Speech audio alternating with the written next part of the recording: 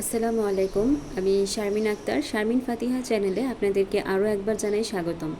কাছে কিংবা দূরে যে যেখানে আছেন আশা করি সবাই ভালো আছেন। আমরাও আল্লাহর রহমতে ভালো আছি। আর সবাইকে জানাই ঈদ মোবারক। যদিও অনেকটাই লেট হয়ে গিয়েছে আমার ঈদ মোবারক জানাতে, তো খুবই বিজি ছিলাম যার কারণে এতদিন আপলোড করতে পারিনি। তো এটা হচ্ছে ভোরবেলার ভিডিও। আমি ঈদের যে আগের ভিডিওগুলো ওগুলো সহ এই ভিডিওগুলো দেখাবো। তো সকালবেলা আমি বেগুন ভাজি আর করলা কাঁকরোল বলে এটাকে, কাঁকরোল ভাজি করে নিচ্ছি। আজকে আর রুটি বানাবো না। আমি প্রায়ই রুটি খাই না, ভাত আর ভাজি ভর্তা এগুলোই খাই। তো দুইটা ভাজি করছি এই কারণেই, বেগুন ভাজিটা আমার ছেলে মেয়ে দুজনেই খাবে, কিন্তু কাঁকরোলটা ওরা খুব বেশি একটা পছন্দ করে না। তো এটা আমি আর ওর বাবা খাবো, এই কারণে দুইটাই ভাজি করছি।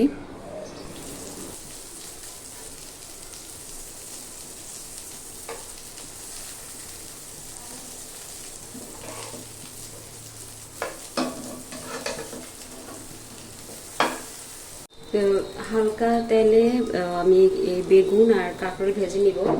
চুলার আঁচ একদমই কমাই দিচ্ছি, ঢেকে দিব, সেদ্ধ হয়ে যাবে। আজকে আমার বাসায় মেহমান আসবে, যার কারণে একটু তাড়াহুড়া করছি। আর এটা হচ্ছে ঈদের আগেই আমি সব কিছু পরিষ্কার করেছি, জানালা গ্রিল তারপরে থাইগুলো পরিষ্কার করে নিয়েছি।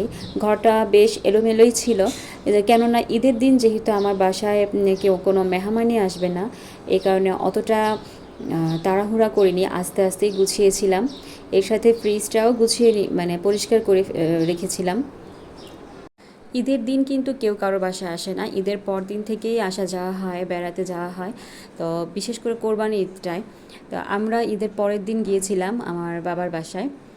তো এই যে ফ্রিজটা পরিষ্কার করছি, আমার যে ফ্রিজটা এটা কিন্তু আইস হয়, তবে আইসগুলো যে খুব জোরাজুরি করে উঠানো লাগে তা না, খুব সহজেই উঠে যায়।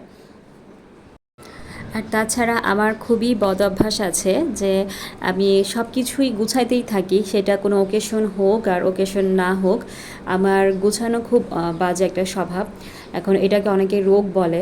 তো আমি এইটা হয় পরিষ্কার করব, না হয় ওইটা পরিষ্কার করব, খাটের নিচ পরিষ্কার করব। তো একটার পর একটা আমি ধরতেই থাকি।